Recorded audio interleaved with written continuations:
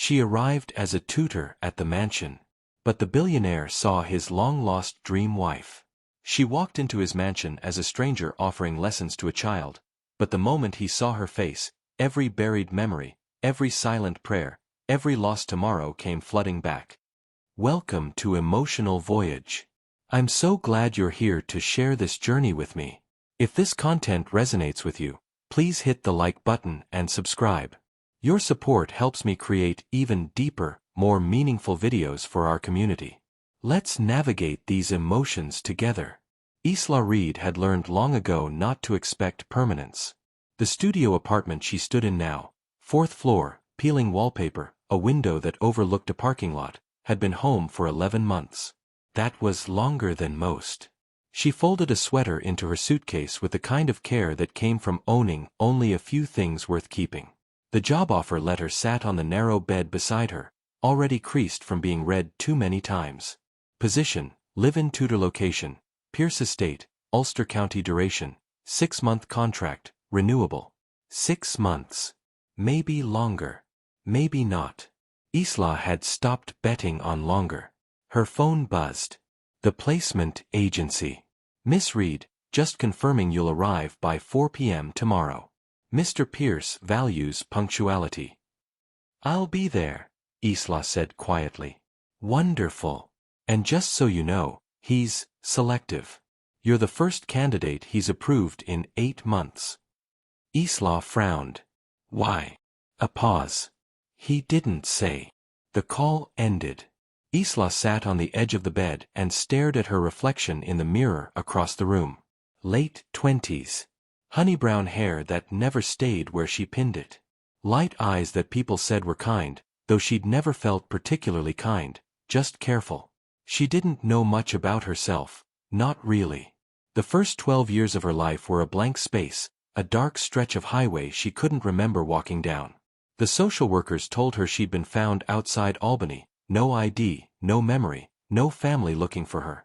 They named her Isla because she'd been holding a brochure for the Isle of Skye. Reed because the nurse liked the sound of it. She touched the bracelet on her wrist. Thin. Silver. Engraved with a word she'd never been able to fully read, the letters worn down to shadows. It was the only thing she'd had when they found her. She never took it off. Isla zipped the suitcase shut and told herself this job would be like all the others. Temporary, polite, forgettable. She had no idea how wrong she was. 300 miles north, Donovan Pierce stood in a room no one else was allowed to enter. It was on the 3rd floor of the estate, behind a door he kept locked. Inside, the air smelled faintly of lavender and old paint. The walls were covered in canvases, dozens of them, all unfinished. All of the same woman. Dark hair. Soft smile. Eyes that seemed to hold a question he'd never gotten to answer. Elena. Donovan's jaw tightened as he stared at the largest painting, the one he'd started the week after she disappeared. 10 years ago. He still hadn't finished it. He didn't know how. He was 42 now, and people called him successful. CEO of Pierce Global. Hotels, vineyards, tech investments. A portfolio most men would kill for. But none of it meant a damn thing. Because the only thing he'd ever wanted, he'd lost. A soft knock broke his trance. Uncle Donovan? He turned. His niece, Lily, peeked through the cracked door. 10 years old. Bright-eyed. Too smart for her own good. You're supposed to be asleep, he said, his voice softer than it had been all day. I know. But Mrs. Calloway said the new tutor's coming tomorrow. I wanted to make sure you remembered. He exhaled. He'd forgotten. Of course he had. I remembered, he lied. Lily stepped inside, her gaze drifting to the paintings. She'd seen them before, but she never asked questions. She was kind that way. Do you think she'll be nice? Lily asked.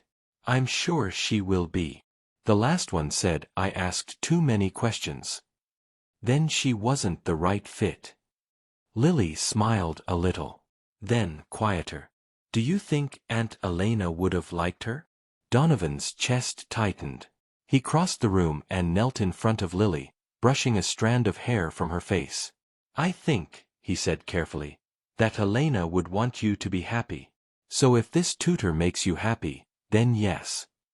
Lily hugged him. He held her for a moment longer than necessary. After she left, Donovan returned to the painting.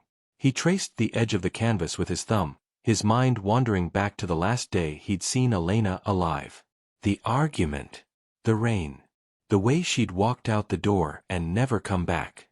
They never found her body. Just the wreckage of her car at the bottom of a ravine, burned beyond recognition. No DNA match. No closure. He'd spent years looking. Hired investigators.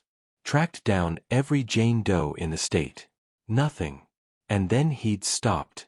Not because he'd given up, but because living in hope had become worse than living in grief.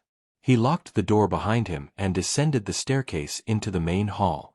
The estate was silent except for the ticking of the grandfather clock. 60 rooms. Marble floors. Floor-to-ceiling windows overlooking the mountains. It was a mausoleum. Donovan poured himself a glass of whiskey and stood by the window. Tomorrow, a stranger would walk through those doors. She'd teach Lily mathematics and literature and whatever else the agency promised. She'd stay for a few months, maybe less.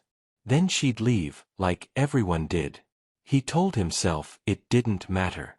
He told himself he didn't care. But as he stared out into the dark, something stirred in him. A strange, unnameable feeling. Like the air before a storm. The next afternoon, Isla's cab pulled through the iron gates of the Pierce estate. She pressed her face to the window, eyes wide. The mansion rose ahead like something out of a dream, or a fairy tale gone quiet. Stone walls. Ivy climbing toward tall windows. A fountain in the courtyard, still and perfect. The driver let out a low whistle. Some people live different, huh? Isla didn't answer. She was too busy trying to breathe. The cab stopped. She paid, grabbed her suitcase, and stood at the base of the steps leading to the entrance. Her heart was racing, though she didn't know why.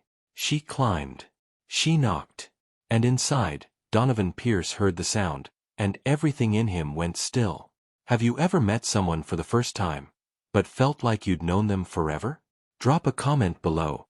I'd love to hear your story. The door opened slowly. Isla's breath caught. A man stood in the threshold, tall, broad-shouldered, dressed in a charcoal sweater and dark slacks that somehow made him look both elegant and exhausted. His hair was dark, touched with silver at the temples. His face was sharp, handsome in a way that seemed carved by something harder than time. But it was his eyes that stopped her. They were gray, stormy, and the moment they landed on her face, they widened, just barely, like he'd been struck. "Mr. Pierce," Isla said, her voice smaller than she intended. He didn't answer. He just stared. Isla shifted her weight, suddenly self-conscious. She smoothed her jacket, tucked a strand of hair behind her ear, a nervous habit she'd had forever, and tried again. "I'm Isla Reed, the tutor. From the agency." Still, he said nothing. His gaze moved over her face like he was reading something written in a language only he understood. Her eyes. Her mouth. The curve of her jaw. His lips parted slightly, and for a moment, she thought he might say something. Instead, he took a step back. Then, another. His hand gripped the edge of the doorframe, knuckles white. "Mr. Pierce?" she asked again, quieter now. Concern edged into her voice. "Are you all right?" The question seemed to snap him out of it. He blinked, cleared his throat, and straightened his posture with the kind of control that looked painful. "Yes," he said, his voice low and rough. "I'm fine." But he wasn't. Isla could see it in the tension in his shoulders, the way his jaw was clenched so tight it could crack. "Please," he said stiffly, stepping aside. "Come in." She hesitated, then crossed the threshold. The foyer was breathtaking. Vaulted ceilings. A chandelier that looked like it belonged in a palace. marble floors so polished she could see her reflection. But despite all the grandeur, the space felt empty, cold, like a museum. Donovan closed the door behind her, and the sound echoed. "Mrs. Calloway will show you to your room," he said, not looking at her. "Dinner is at 7. Lily is in the library." "Thank you," Isla said softly. He nodded once. Then, without another word, he turned and walked toward the staircase, quickly, like he was escaping. Isla stood alone in the foyer, her heart still racing. What just happened? Donovan didn't stop until he reached the 3rd floor. He slammed the door to the locked room behind him and leaned against it, chest heaving. His hands were shaking. "It's not possible." He crossed the room and pulled open a drawer, yanking out a leather-bound photo album. His fingers fumbled as he flipped through the pages, too fast, too desperate, until he found it. The photograph. Elena, standing in the garden, laughing at something he'd said. The sun caught her hair. Her eyes sparkled. She looked so alive. He held the photo up and closed his eyes, trying to summon the image of the woman who'd just walked through his door. And when he opened them again, his stomach dropped. They were the same. Not similar. Not close. Identical. The shape of her face. The arch of her brows. The way she tucked her hair behind her ear when she was nervous.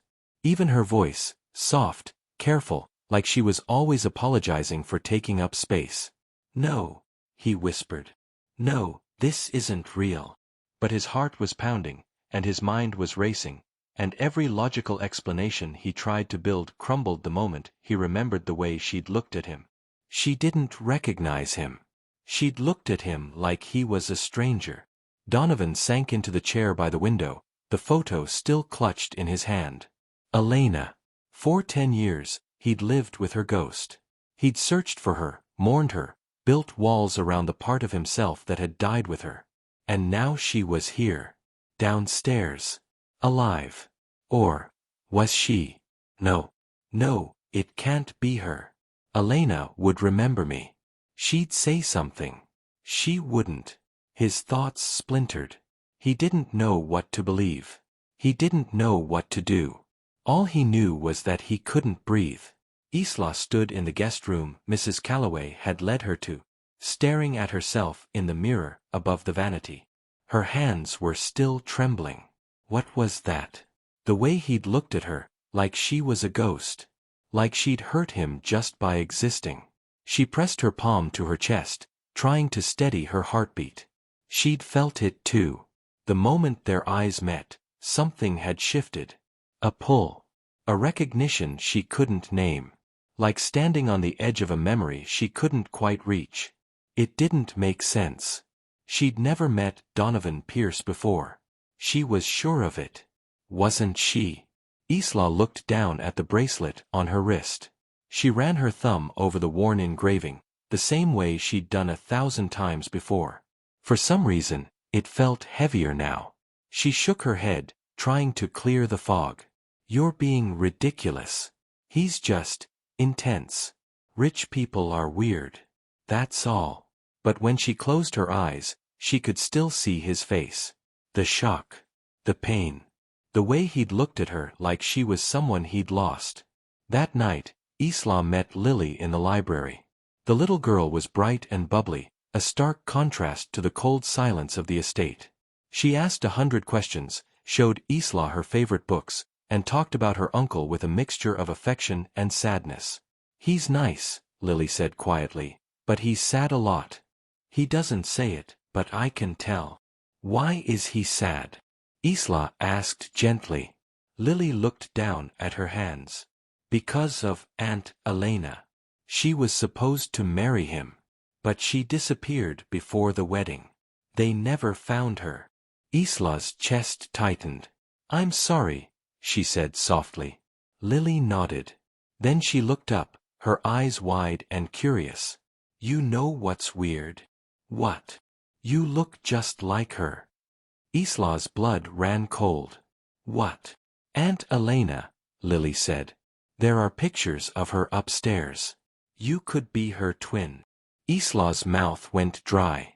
Before she could respond, the library door opened. Donovan stood in the doorway. His eyes met hers. And this time, neither of them looked away. "Lily," he said quietly, his voice strained. "It's time for bed." Lily pouted but obeyed, giving Isla a quick hug before skipping out of the room. And then it was just the two of them. The silence was suffocating. "Mr. Pierce," Isla began, her voice unsteady. "I don't know what's happening, but—" "You look like someone I knew," he interrupted, his tone flat. "Controlled. That's all." Lily said. "Lily is a child," he said sharply. Then, softer, "I'm sorry. This isn't your fault." He turned to leave. But Isla's voice stopped him. "What was her name?" He froze. "Elena," he said, without turning around. And then he was gone. Isla stood alone in the library, her heart pounding. That night, she dreamed. She dreamed of a man's voice, calling a name she didn't recognize. She dreamed of rain and headlights and the sound of her own screaming. And when she woke, her pillow was wet with tears. Donovan Pierce had built an empire on control. He controlled boardrooms, negotiations, markets, his own emotions, when necessary. But control, he was learning, had limits. For 3 days, he avoided Isla Reed like she was a lit fuse. She moved deeper into the room, her eyes wide, her heart hammering. There were journals, photographs, a wedding dress hanging in the corner, preserved in plastic. And on the desk, a single photo in a silver frame. Isla picked it up. The woman in the photo smiled at the camera, her arm around a younger Donovan. They looked happy, in love. And the woman. Isla's knees went weak. It was like looking in a mirror. "What are you doing in here?" She spun around. Donovan stood in the doorway, his face pale, his eyes wild.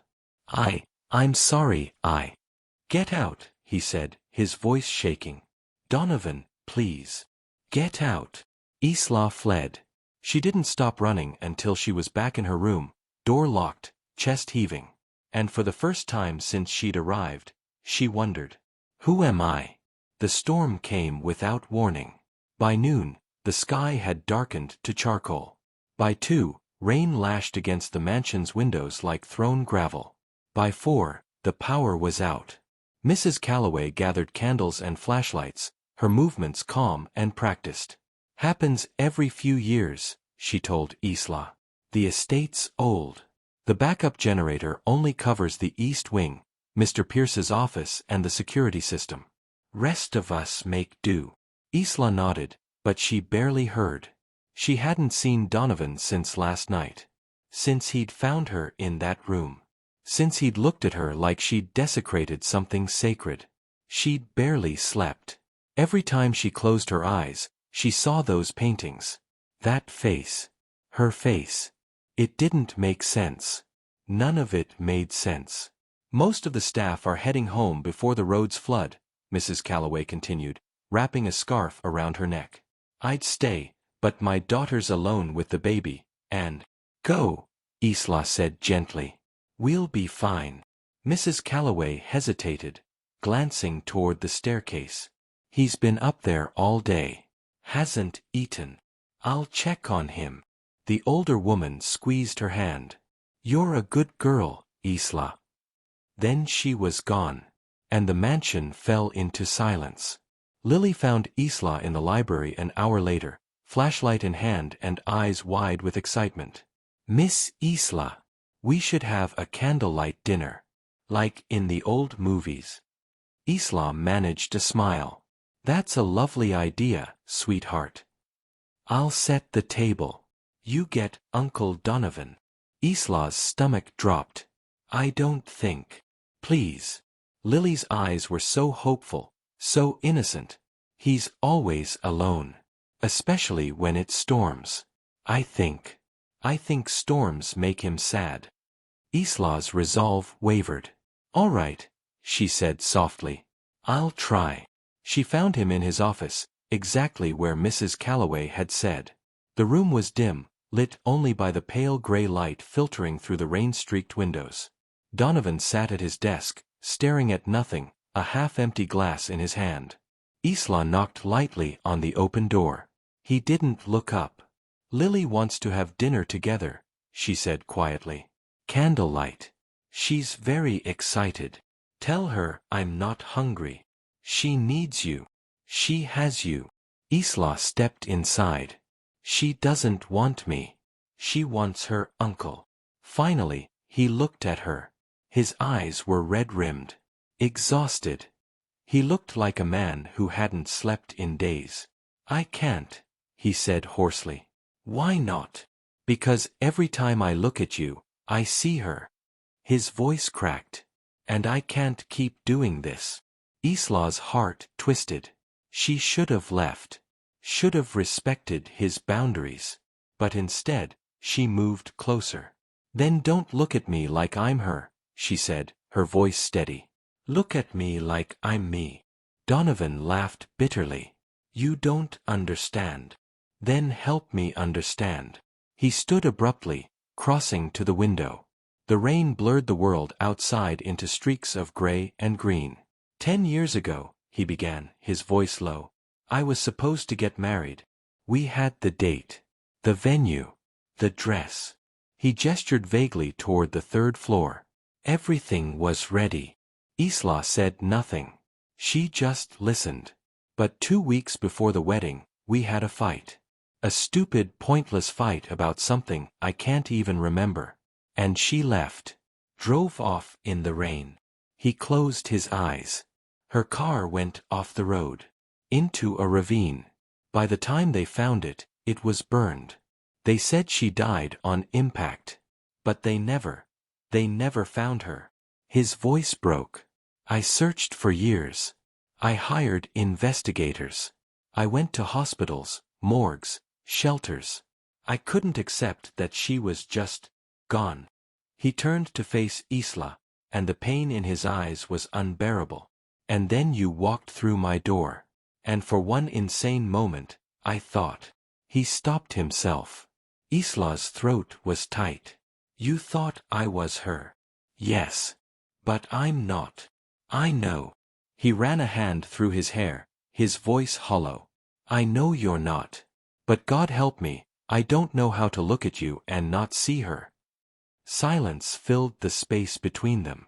Then Isla spoke, her voice soft but firm. "I don't know who Elena was. I don't know what she meant to you. But I know what it's like to lose yourself." She touched her bracelet, the worn silver catching the dim light. "I don't remember the first 12 years of my life. I don't know where I came from, or who I was, or if anyone ever loved me. All I have is this." She held up her wrist. "And some days, I feel like I'm living someone else's life. Like I'm just filling space." Her voice trembled. "So I understand what it's like to be haunted by someone you can't reach." Donovan stared at her, something shifting in his expression. "I'm not asking you to forget her," Isla continued. "But I'm asking you not to punish me for looking like her. Because I didn't choose this either." For a long moment, neither of them moved. Then, quietly, Donovan nodded.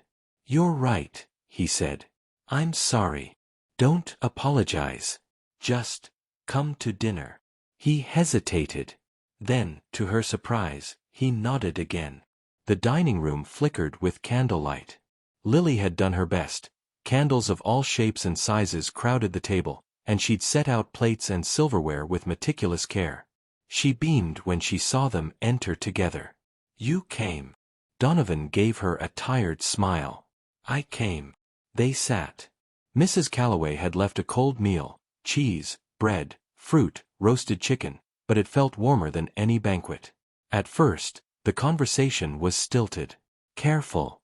But Lily, bless her, filled the silence with chatter about her books, her drawings, her dreams of becoming an astronaut or a pastry chef. She hadn't decided yet. And slowly, imperceptibly, the tension eased. Donovan spoke more. Asked Isla questions, not about Elena, but about her.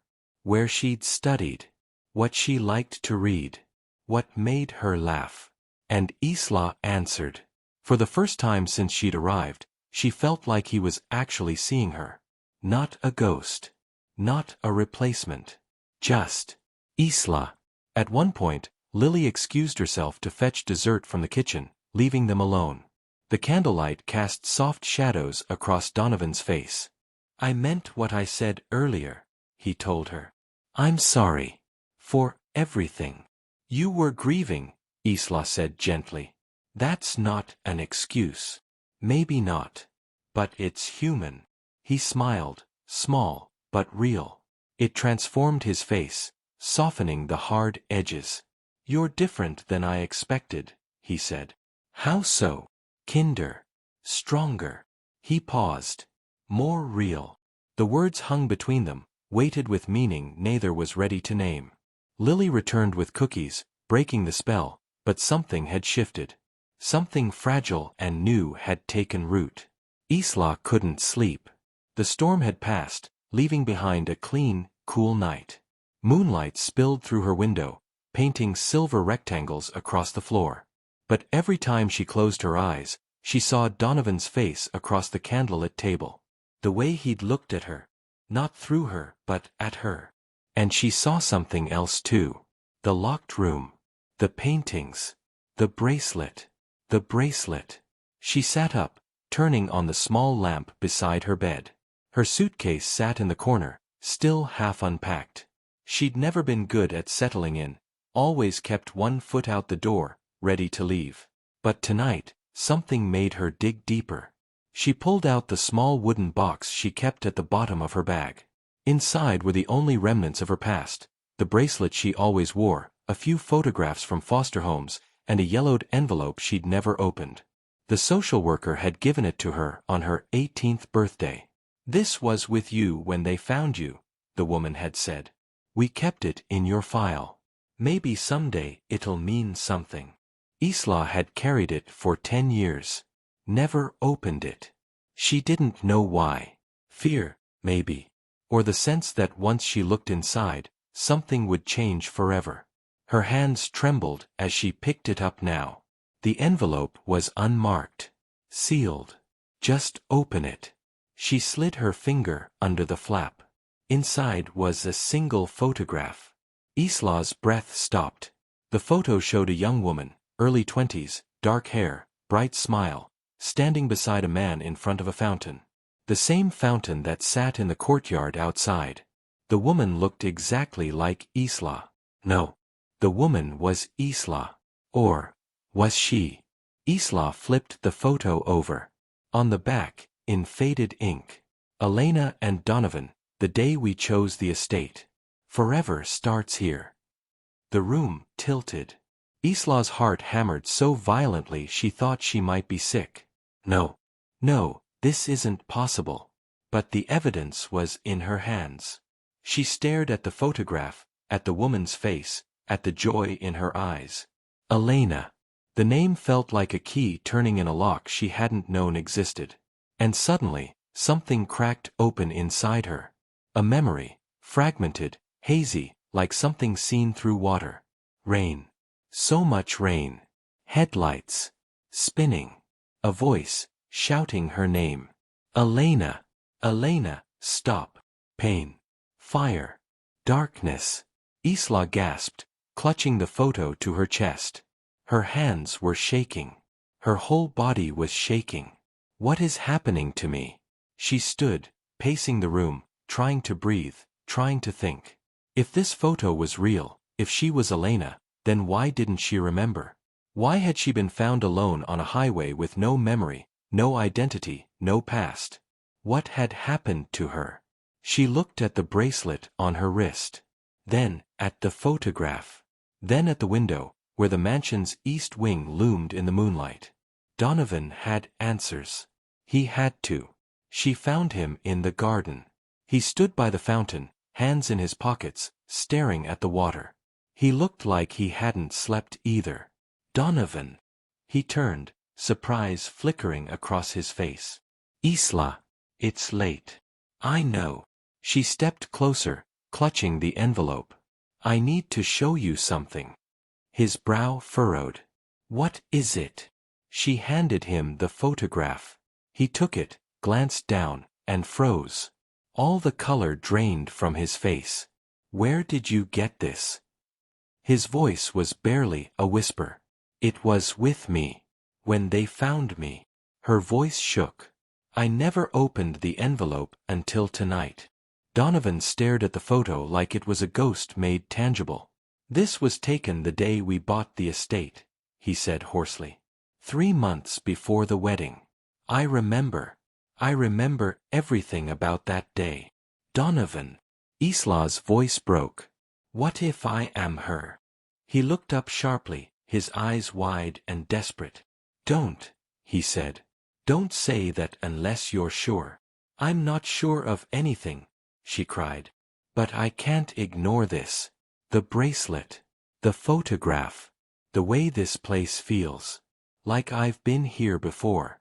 Like I'm remembering something I never knew I forgot. Donovan stepped closer, his hands gripping her shoulders gently. Tell me, he said urgently. Tell me what you remember. I don't know. It's just flashes. Rain. A crash. Pain.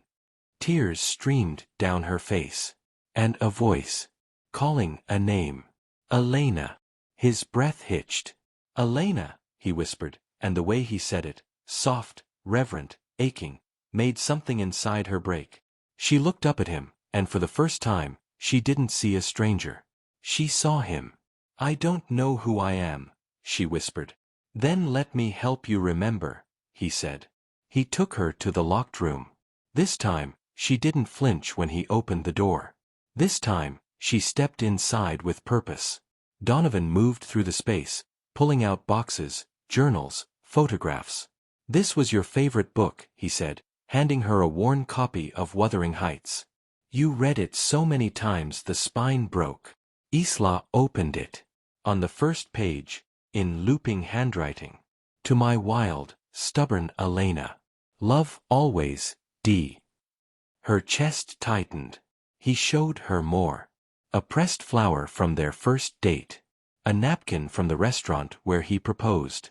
A playlist she'd made him, the track list written in her hand. Each item felt like a puzzle piece. But the picture still wouldn't form. Why can't I remember? She whispered, tears streaming down her face. I don't know, Donovan said, his own voice thick with emotion. But we'll figure it out. Together. She looked at him, this man who'd loved a ghost for 10 years. What if I never do? She asked. What if I'm broken? What if the person you loved is just gone? Donovan cupped her face gently, his thumb brushing away her tears. Then I'll love who you are now, he said. I'll love Isla. Because whether you're Elena or not, you're the woman who walked into my life and made me feel alive again. Her breath caught. Donovan. I mean it, he said fiercely. I spent 10 years loving a memory. And I'm done. I'm done living in the past. If you'll have me, if you'll give me a chance, I want to know you. Not the ghost. You. Isla's heart felt like it was splitting open. I don't even know who I am, she whispered. Then we'll figure it out together, he said. And then, slowly, carefully, he leaned forward and pressed his forehead against hers. They stood like that, breathing together, holding each other in the wreckage of the past. And for the first time in 10 years, for both of them, it felt like healing might be possible. But outside the window, headlights cut through the darkness. A car pulled up to the estate. A door slammed. Footsteps echoed on the gravel. And a woman's voice called out, sharp, cold, familiar. Donovan Pierce. We need to talk. Donovan stiffened. Isla pulled back. Who is that? His face had gone pale. Catherine, he breathed. Elena's sister. Catherine Vale stood in the mansion's foyer like a storm barely contained. She was tall, elegant, sharp-featured, a woman who commanded rooms without effort. Her dark hair was pulled back severely, and her eyes, cold and assessing, swept over Isla with the precision of a surgeon holding a scalpel. So, she said, her voice clipped. This is her. Donovan descended the stairs, his jaw tight. Catherine, what are you doing here? Victoria called me, Catherine said, not taking her eyes off Isla. Told me you'd hired a tutor who looks exactly like my dead sister. Naturally, I had to see for myself. Isla felt pinned beneath that gaze. She wanted to speak, to defend herself, but her throat had gone dry. Catherine circled her slowly, like a predator evaluating prey. Remarkable, she murmured. The resemblance is unsettling. Catherine, that's enough, Donovan said sharply. She turned on him. Is it? Because from where I'm standing, it looks like you've brought a ghost into your home. Or worse, a con artist. She's not. How much are you paying her? Catherine demanded. How much did it take for her to play dress-up as my sister? Stop. Isla's voice cut through the room, quiet but firm. Both of them turned to her. I'm not pretending to be anyone, Isla said, meeting Catherine's eyes. I didn't even know who Elena was until a few days ago. Catherine's lip curled. Convenient. It's the truth. Truth. Catherine laughed bitterly. You want truth? My sister died 10 years ago in a crash that should never have happened. She died because she pointed at Donovan, couldn't let a stupid argument go. Because he had to be right. And now he's so desperate to ease his guilt that he's willing to believe any stranger who walks through the door. Catherine, stop, Donovan said, his voice low and dangerous. But she didn't. Elena was brilliant, kind, real. Catherine's voice shook. And you dishonor her memory by parading this replica around like she could ever replace her. Silence fell like a hammer.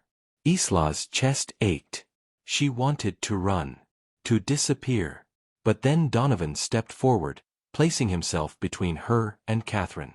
Isla is a guest in my home, he said quietly. And you will treat her with respect, or you will leave.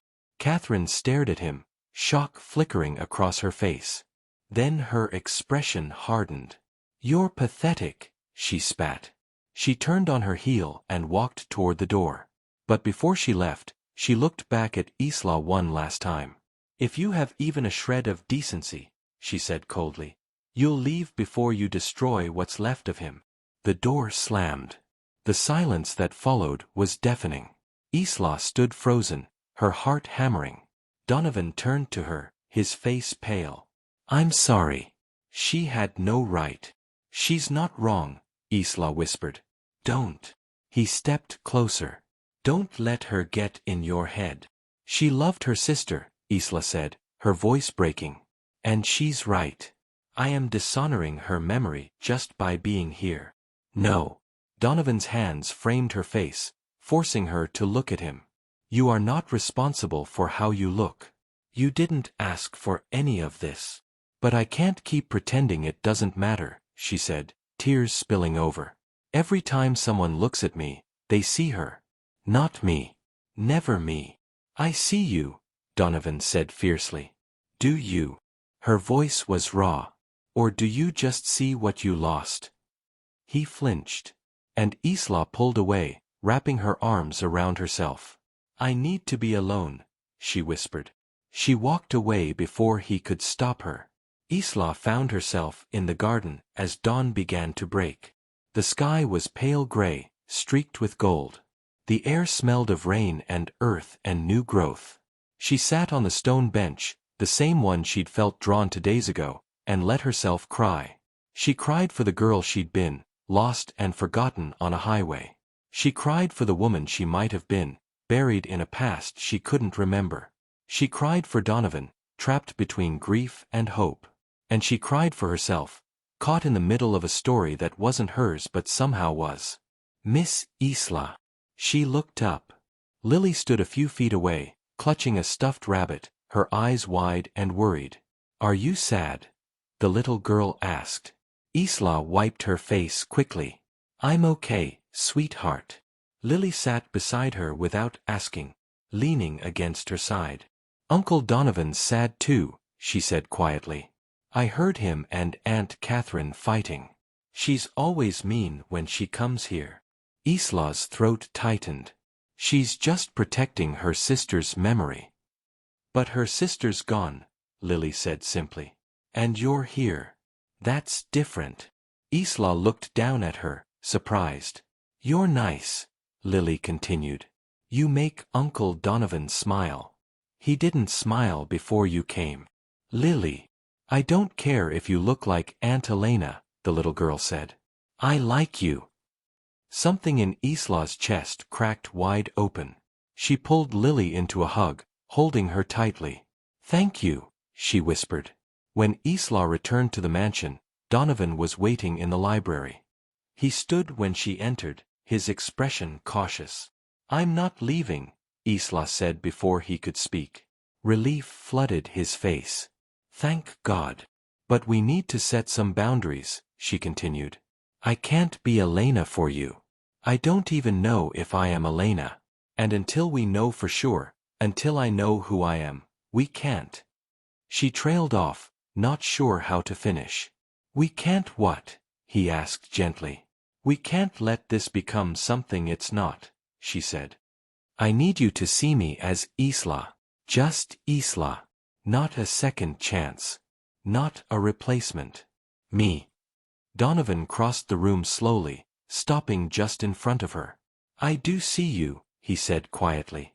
I see a woman who's brave enough to walk into a stranger's broken life and not run away. I see someone who's kind to a little girl who desperately needs kindness. I see someone who's been lost her whole life but still has the courage to search for the truth. His voice softened. I see you, Isla. And I'm terrified of how much I'm starting to care. Her breath caught. Donovan. I know we need to go slow, he said quickly. I know there are 1,000 questions we don't have answers to. But I need you to know, whatever happens, whatever we find out, I'm not going anywhere. Not unless you ask me to. Isla's heart felt too big for her chest. I don't want you to go anywhere, she whispered. He smiled, soft, genuine, full of something that looked dangerously like hope. Then stay, he said. Stay and let me get to know you. The real you. Okay, she said. And for the first time since she'd arrived at the mansion, Isla felt something she hadn't felt in years. Safe. Over the next few days, something shifted between them. Donovan stopped avoiding her. Instead, he sought her out, joining her and Lily for lessons, walking with her through the gardens, sitting with her in the library while she read. They talked. Really talked. He told her about his childhood, his brother's death, the weight of responsibility he'd carried for so long. She told him about the foster homes, the loneliness, the feeling of being a ghost in her own life. And slowly, carefully, they began to build something new. Something that had nothing to do with the past. One evening, as they stood on the terrace watching the sunset, Donovan reached for her hand. Isla's pulse quickened. But she didn't pull away. His fingers intertwined with hers, warm and steady. Is this okay? He asked softly. She looked up at him, at the way the golden light caught in his eyes, at the vulnerability written across his face. Yes, she whispered. And as the sun dipped below the mountains, painting the sky in shades of rose and violet, Isla realized something that both thrilled and terrified her. She was falling for him. Not because he'd loved someone who looked like her, but because of who he was. And maybe, just maybe, that was enough. But that night, as Isla lay in bed, her phone buzzed. An email from an unknown sender. The subject line made her blood run cold. I know who you really are. Have you ever discovered something about your past that completely changed how you saw yourself? What would you do if you found out you'd been living someone else's life? Share your thoughts below. I know who you really are. Below it, a single line. Meet me at Riverside Diner tomorrow, 10 a.m. Come alone. Don't tell Donovan. You deserve the truth. No signature. No name. Just a photograph attached. Isla's breath stopped when she opened it. It was a hospital record. Old, Faded, dated 12 years ago. Patient name, Elena Catherine Pierce. Admission, critical injuries from MVA, motor vehicle accident. Status, transferred to St. Mary's Rehabilitation Center, Albany. Notes, severe head trauma. Memory loss. Patient unresponsive to family identification. And at the bottom, a handwritten note. Patient discharged after 3 months. Walked out. Never returned. Family notified she was deceased. Isla's vision blurred. Her heart hammered so hard she thought it might crack through her ribs. Elena didn't die in the crash. She survived. And if this record is real. She looked at the date she'd been found. 3 months after Elena's accident. Same city. Oh God. She pressed her hand to her mouth, fighting the urge to scream. She was Elena. She had to be. But if that was true, why had they told Donovan she was dead? Why had no one come looking for her? And who sent this email? Isla barely slept. By the time dawn broke, she'd made her decision. She had to go. She had to know. She dressed quietly, slipping out of the mansion before anyone woke. She left a note for Lily.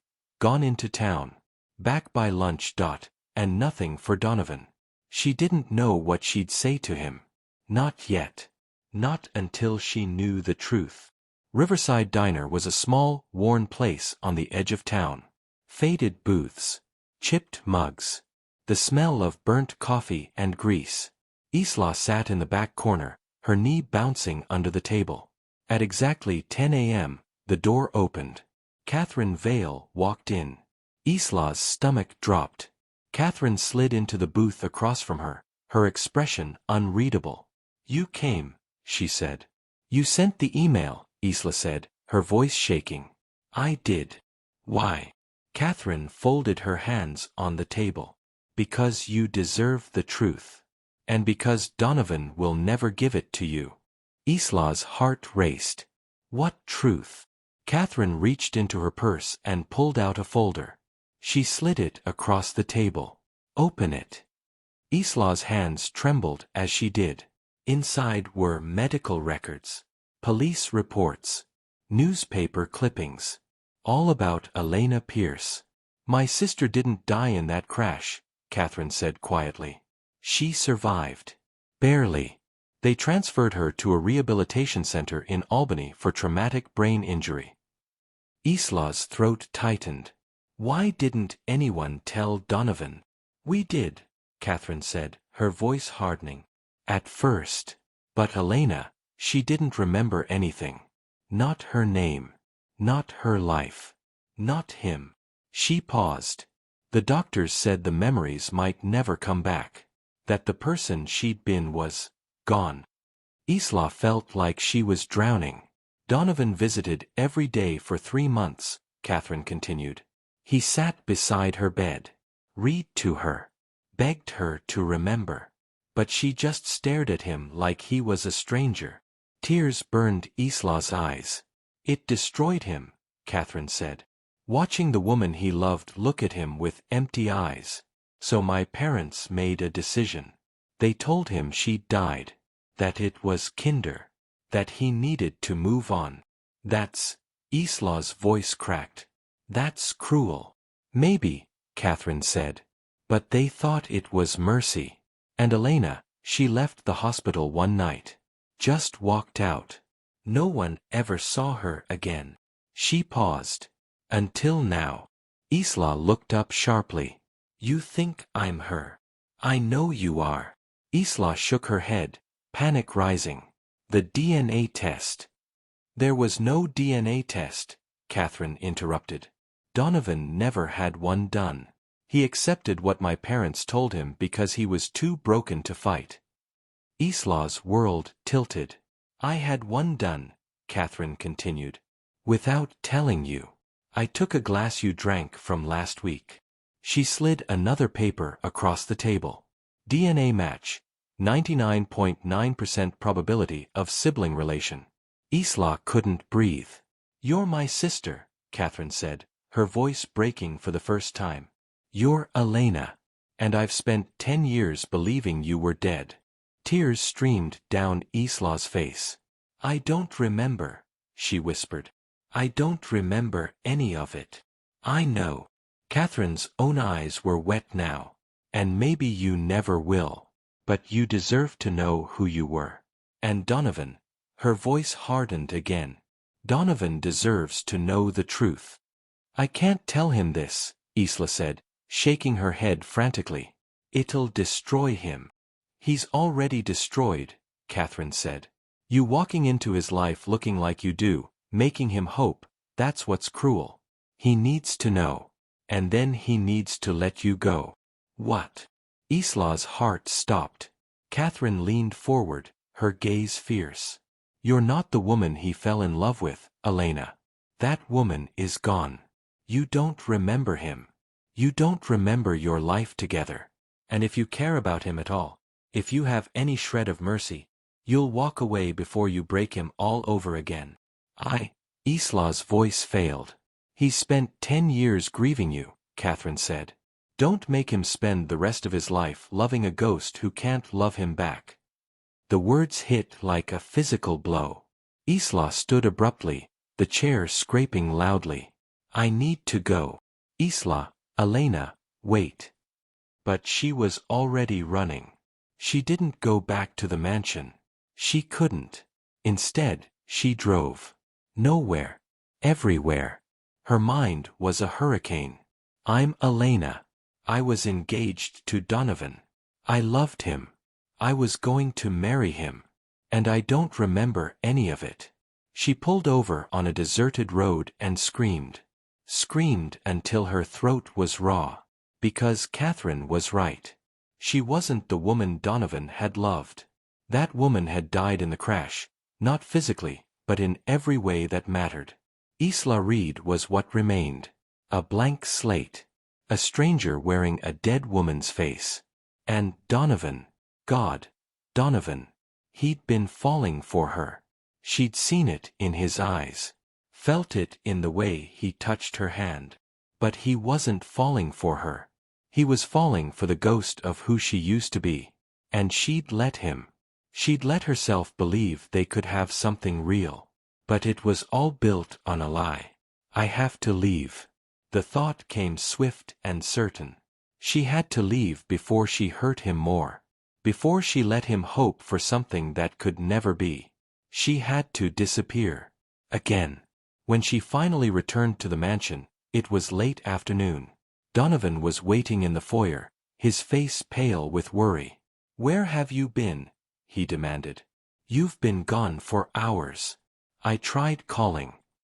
I need to talk to you, Isla said, her voice hollow. His expression shifted.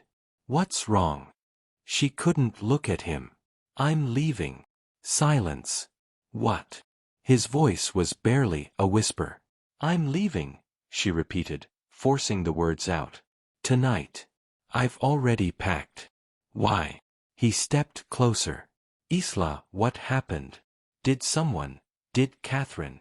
I can't do this anymore, she said, cutting him off. Her voice was steady now. Cold. She had to be cold, or she'd break. I can't be her for you. You're not.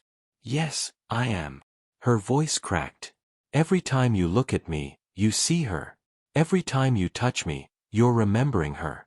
And I can't live like that. That's not true, Donovan said desperately. I told you, I see you. You see who you want me to be. No. He grabbed her hands. No, I see you. Isla. The woman who makes me laugh. Who challenges me. Who made me feel alive again.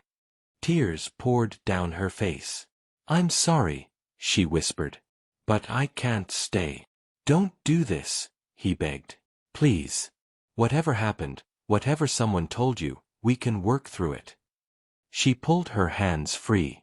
There's nothing to work through, she said. I don't belong here. I never did. That's not true. Goodbye, Donovan. She turned and walked toward the stairs. Isla, wait. Elena. She froze. Slowly, she turned back. His face was stricken. broken. You know, she whispered. Catherine called me, he said hoarsely. After you left the diner. She told me everything. Isla's knees nearly buckled. Then you know why I have to leave. No. He crossed the space between them in 3 strides. No, I don't. Because the woman I'm falling in love with is standing right in front of me. And I don't care what her name is. You should, Isla said, her voice breaking. Because I'm not her, Donovan. I'll never be her. And you deserve someone who can give you what she would have. I don't want her, Donovan said fiercely. I want you. You don't even know me. Then let me. His voice echoed through the foyer. Let me know you. Let me love you. Not the memory. Not the ghost. You. Isla sobbed. I can't, she whispered. Because I don't even know who I am. And before he could respond, she turned and ran. Up the stairs. Into her room. She locked the door and collapsed against it, sobbing. Outside, she heard Donovan's voice, wrecked and raw. Please, he said. Please don't go. But Isla didn't answer. She couldn't. Because if she did, if she let herself hope, she'd never be able to leave. And leaving was the kindest thing she could do. The bus station was exactly as Isla remembered it. Fluorescent lights flickering overhead. Cracked plastic seats. The smell of diesel and stale coffee.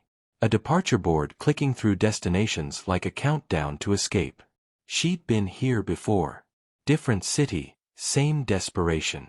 Always running. Always alone. Isla sat on a bench near the back, her single suitcase at her feet, the ticket to Boston clutched in her hand. The bus left in 30 minutes. 30 minutes, and she'd be gone. Again. She stared at the bracelet on her wrist, the one she'd worn for as long as she could remember. The one that had belonged to Elena. The one that had belonged to me. She still couldn't wrap her mind around it. She was Elena Pierce. She'd had a life. A family. A man who'd loved her so completely he'd spent 10 years unable to let her go. And she remembered none of it. The cruelty of that reality crushed her. Donovan had begged her to stay. He'd said he didn't care about the past, that he wanted to know her, Isla, as she was now. But how could he? How could he separate the woman he'd loved from the stranger she'd become? And how could she stay, knowing she'd never be able to give him back what he'd lost? I'm doing the right thing, she told herself. This is mercy. But it felt like death. At the Pierce estate, Donovan sat alone in the locked room. He hadn't moved in hours. Around him, Elena's things lay scattered. Paintings, photographs, journals. Pieces of a life he'd tried so desperately to preserve. And now he knew the truth. She'd been alive all along. Walking. Breathing. Living. Just not as the woman he'd known. His parents-in-law had lied to him. Told him she was dead because they thought it would be easier. Easier. He wanted to be angry. To rage. To break something. But all he felt was hollow. Because the woman he'd loved was dead, just not in the way he'd thought. Elena Pierce had died the moment her memories had. And in her place was Isla Reed. A woman who didn't know him. A woman who didn't owe him anything. A woman he was falling in love with anyway. The door creaked open. Lily stood in the doorway, her stuffed rabbit clutched to her chest. You're not supposed to be up, Donovan said quietly. You're sad again, Lily said. She walked over and climbed into his lap without asking permission. Because Miss Isla left. Donovan's throat tightened. Yes. Why did you let her go? I didn't. She chose to leave. Did you tell her you love her? Donovan closed his eyes. It's more complicated than that, sweetheart. Why? Because. He didn't know how to explain it. Because sometimes loving someone means letting them go. Lily frowned. That's stupid. Despite everything, Donovan almost smiled. Maybe it is. Then go get her, Lily said simply. Tell her you love her. Tell her she's not allowed to leave because we need her. It's not that simple. Yes, it is. Lily looked up at him with wide, earnest eyes. You told me that if you love someone, you fight for them. You said that's what Uncle James would have done. Donovan's breath caught. His brother, James. The man who'd taught him what it meant to love fiercely and without fear. James, who'd fought for every moment with Victoria, even when cancer had tried to steal their time. Don't waste your life grieving what you've lost, Don. Fight for what you still have. His brother's last words to him. And Donovan had forgotten them. He'd spent 10 years locked in the past, holding onto a ghost. But Isla wasn't a ghost. She was real. Complicated. Broken. Brave. Alive. And he'd let her walk away. Donovan stood abruptly, setting Lily down gently. You're right, he said. Lily beamed. I know. Go back to bed. I need to. Go get her, Lily finished. I know that too. Donovan kissed her forehead, then ran. He found Victoria in the guest house, reading by lamplight. She looked up in surprise when he burst through the door. Donovan? What? Where would she go? He demanded. Victoria blinked. Who? Isla. Elena. I don't care what name she goes by. Where would she go? Victoria set down her book slowly. You're going after her. Yes. Even though she doesn't remember you? Especially because she doesn't remember me. Donovan's voice was raw. I spent 10 years loving a memory. I'm not going to make the same mistake twice. I don't need her to remember who she was. I need her to know who I am. Now. Today. Victoria studied him for a long moment. Then she smiled. Bus station, she said. That's where people like her always run. I checked her browsing history on the library computer. She looked up routes to Boston. Donovan kissed her cheek. Thank you. Donovan. He turned. Bring her home, Victoria said softly. He nodded. And then he was gone. Isla's bus was boarding. She stood in line, ticket in hand, her heart a stone in her chest. This is the right thing. This is the right thing. This is... Isla. She froze. That voice. She turned slowly. Donovan stood at the entrance to the station, breathless, disheveled, his eyes wild and desperate. Don't get on that bus, he said. Everyone in line turned to stare. Isla's hands trembled. Donovan, what are you? Don't get on that bus, he repeated, walking toward her. Please. You shouldn't be here. Neither should you. He stopped in front of her, close enough that she could see the tears in his eyes. You should be home. With me.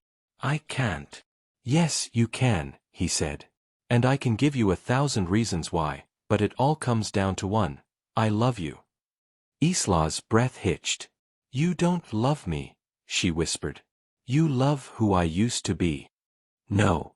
Donovan shook his head fiercely. I loved Elena. Past tense. She was brilliant and passionate, and she made me happier than I'd ever been. But she's gone. And I've spent 10 years trying to hold onto someone who doesn't exist anymore. Tears streamed down Isla's face. But you, his voice broke. You're here. You're real. And over these past weeks, I've gotten to know you. The woman who's kind to Lily even when her own heart is breaking. The woman who challenges me. Who makes me laugh.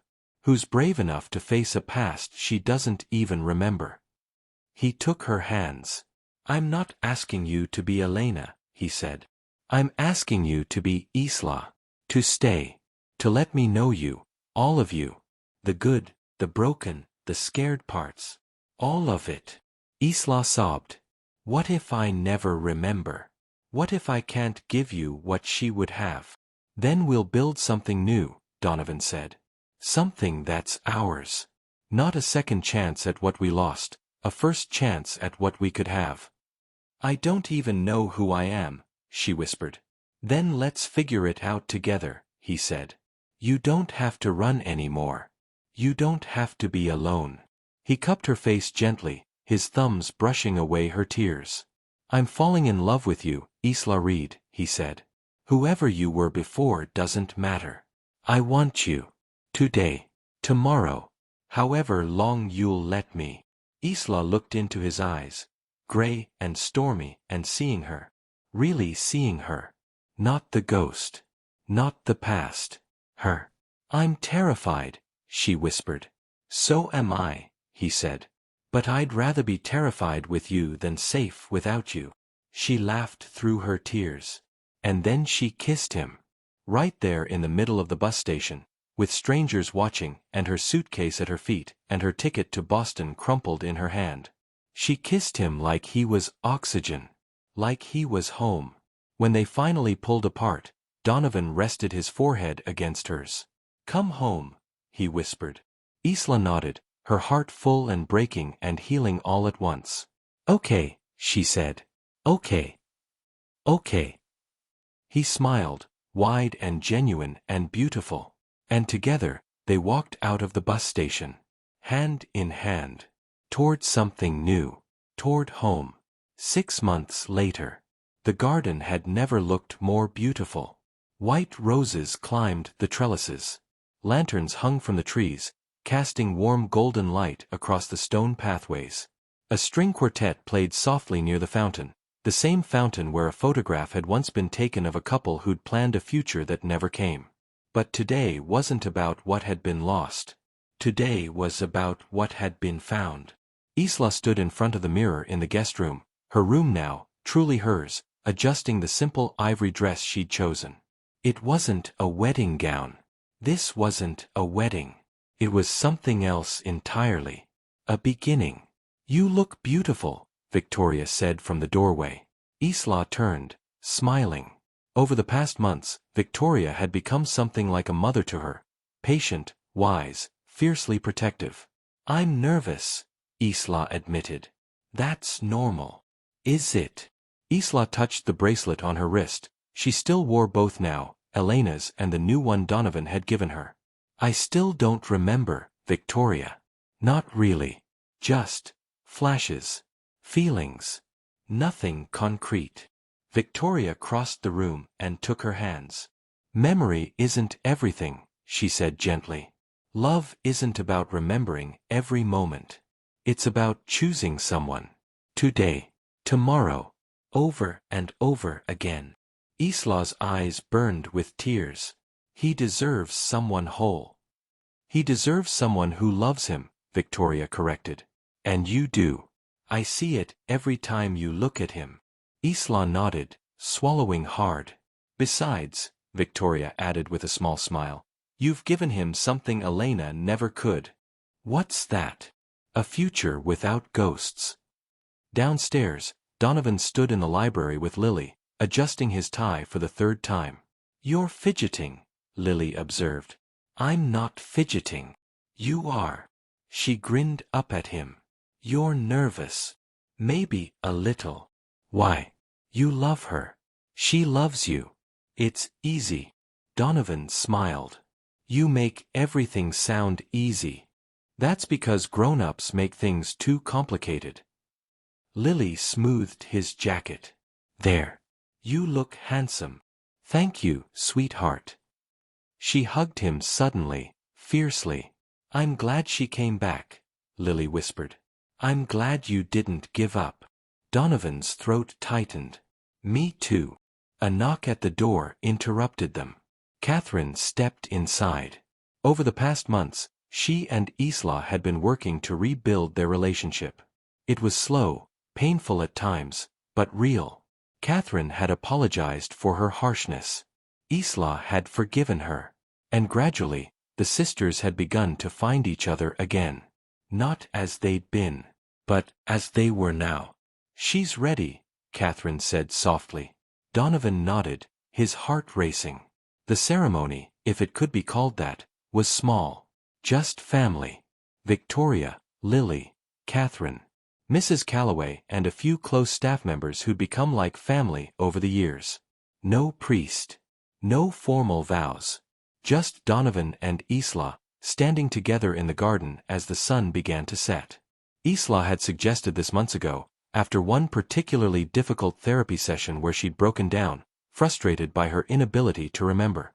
"I can't give you the wedding Elena would have," she'd said through tears. "Then don't," Donovan had replied. "Give me something new. Something ours." And so they'd created this, a commitment ceremony. Not legally binding, Isla had wanted time before that step, and Donovan had agreed without hesitation. But, emotionally, this meant everything. They stood facing each other, hands joined. Donovan spoke first, his voice steady despite the emotion in his eyes. "6 months ago, you walked into my life and turned everything I thought I knew upside down," he began. "I thought I knew what love was. I thought I knew what I'd lost. But you showed me I was wrong." Isla's eyes filled with tears. "You taught me that love isn't about holding on to the past," he continued. "It's about being brave enough to embrace the present. You taught me that the person standing in front of me, you, Isla, exactly as you are, is more than enough. More than I ever dared to hope for." His voice cracked. "I don't need you to remember who you were. I just need you to be who you are. Today. Tomorrow. For as long as you'll have me." Isla squeezed his hands, tears streaming freely now. Then she took a breath and spoke. "I spent my whole life feeling like I was waiting for something," she said. "Waiting to remember. Waiting to belong. Waiting to find home. And then I found you." She smiled through her tears. "You could have treated me like a ghost. Like a replacement for what you lost. But you didn't. You saw me. The broken, confused, terrified me. And you chose me anyway." Her voice trembled. "I don't know if I'll ever remember Elena. I don't know if those memories will ever come back. But I know this, I love you. Not because of who I might have been. But because of who you are. Because you make me feel brave. Because you make me feel seen."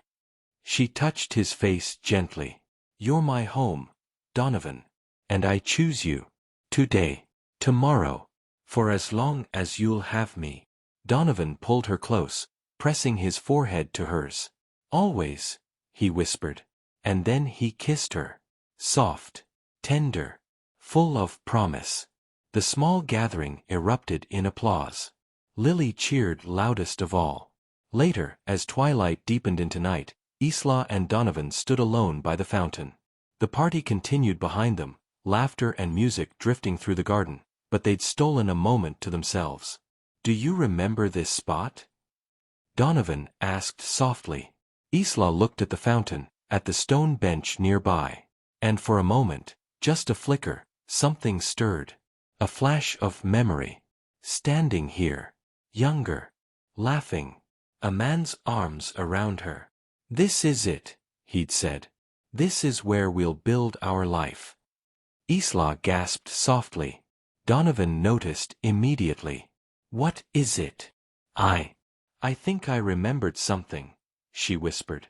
"Just for a second. Standing here. With you. You said this was where we'd build our life." Donovan's eyes widened. "You remember that?" "I think so. It's fuzzy. But, yes." He cupped her face, searching her eyes. "Do you want to remember? Really?" Isla considered the question carefully. Did she? Part of her had spent months desperate for those memories to return. Desperate to know who Elena had been. But now, "I want to remember," she said slowly. "But not because I need to be her. Just because those memories are part of my story. And I'm not afraid of my story anymore." Donovan smiled. "Neither am I." They stood in comfortable silence, watching the stars emerge. Then Isla spoke again, quieter. "Donovan. If the memories do come back, if I remember everything, it won't change how I feel about you now. You know that, right?" He pulled her closer. "I know. Good." She rested her head on his chest. "Because you're stuck with me. Isla and Elena. Whoever I end up being, I wouldn't want it any other way. 1 year later. The Pierce estate had transformed. Where once it had been a mausoleum, beautiful but lifeless, it now rang with laughter and light. Lily's artwork covered the refrigerator. Books lay scattered across the library sofas. The locked room on the 3rd floor had been emptied, repurposed into a studio where Isla had started painting. She'd discovered she had a talent for it. Some of Elena's memories had returned, fragments, mostly. A song that made her cry without knowing why. A recipe she somehow knew by heart. The way certain rooms felt. But she'd also built new memories. Her first Christmas with Donovan. Teaching Lily to bake. Late-night conversations with Catherine, slowly becoming sisters again. Falling in love, not remembering it but living it. And today, in the garden where they'd committed to each other a year ago, they stood together again. This time, it was official. A small wedding. Intimate. Perfect. Isla wore a simple white dress, not the one that had hung in the locked room, but one she'd chosen herself. Donovan stood at the altar, his eyes never leaving her as she walked down the aisle. When she reached him, he took her hands. "Ready?" he whispered. She smiled. "I've been ready since the day I came back." The officiant began. But Isla barely heard the words. All she could focus on was Donovan. The man who'd loved her when she was lost. The man who'd fought for her when she'd tried to run. The man who'd shown her that love wasn't about perfection or memory or getting it right the first time. It was about choosing each other. Again and again. When it came time for vows, Isla spoke from her heart. "I came to this house as a stranger," she said. "I didn't know who I was. I didn't know where I belonged. But you gave me a home. Not by trying to make me into someone I used to be, but by loving who I am." Her voice strengthened. "I don't know what the future holds. I don't know if all my memories will come back. But I know this, I choose you. Today, tomorrow, for the rest of my life. Not because of who we were, but because of who we're becoming. Together." Donovan's own vows were simple. "You are my second chance," he said. "But not at the love I lost. At the love I didn't know I could have. Thank you for being brave enough to stay. Thank you for choosing me. I will spend the rest of my life making sure you never regret it." When the officiant pronounced them married, the kiss they shared was met with cheers and tears from everyone present. That night, as they danced under the stars, Isla rested her head on Donovan's shoulder. "Happy?" he asked. "More than I ever thought possible," she said. "Good." She pulled back slightly to look at him. "Do you ever miss her?" she asked quietly. "Elena, the one you knew before." Donovan considered the question honestly. "Sometimes," he admitted. "I miss the life we'd planned. The future we didn't get. But—" he touched her face gently. "I wouldn't trade what we have now for anything. Because this, you, are real. And you're here." Isla's eyes shimmered. "I love you," she whispered. "I love you too," he said. "Isla Pierce." She smiled at the sound of her new name. Isla Pierce. Not Elena resurrected. Not a ghost given form. Just herself. And that was enough. More than enough. It was everything. Epilogue. 2 years later, Isla sat in her studio, brush in hand, working on a new painting. It was different from her usual work, bolder, more abstract. A figure standing at a crossroads. Behind her, shadows and mist. Ahead, golden light. She didn't know why she was painting it. She just knew she had to. As she worked, a memory surfaced, clear and sharp. Standing in the rain. A younger Donovan shouting her name. "Elena, please. Just come back inside. We'll talk. We'll figure it out. I can't do this anymore, Donovan. I can't be what you need me to be. I just need you to be you star. Asterisk." But she'd gotten in the car anyway. Angry, hurt, reckless, and then, headlights, spinning, impact, darkness. Isla gasped, the brush falling from her hand. The memory was complete now. She remembered the fight, the crash, the fear. And she remembered something else. Waking up in a hospital bed, disoriented and afraid.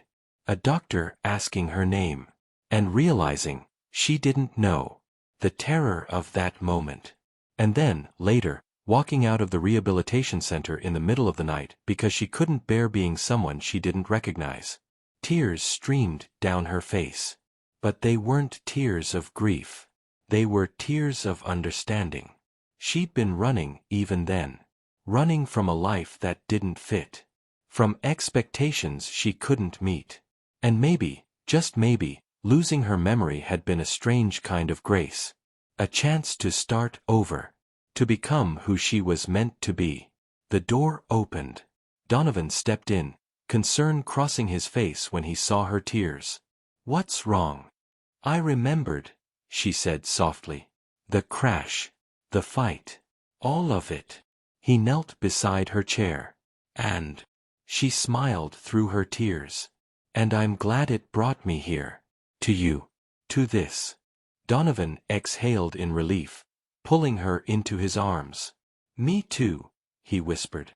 They held each other as the afternoon light streamed through the windows. And Isla realized something profound. She'd spent so long trying to figure out who she was. But the answer had been there all along. She was the woman who'd survived. The woman who'd been brave enough to love again. The woman who'd found her way home. Not in spite of her broken past, but because of it. Love isn't about perfection or remembering every moment. It's about choosing someone over and over again. Have you ever had to choose love despite fear or uncertainty? What would you do if you got a second chance at something you thought you'd lost forever? Drop your thoughts below. I'd love to hear your story. Thank you so much for watching till the end. It truly means a lot to me. If this video touched your heart or resonated with you in any way, please show your support by hitting that like button and subscribing to Emotional Voyage. Your support helps us reach more souls on this journey. Until next time, take care of your heart.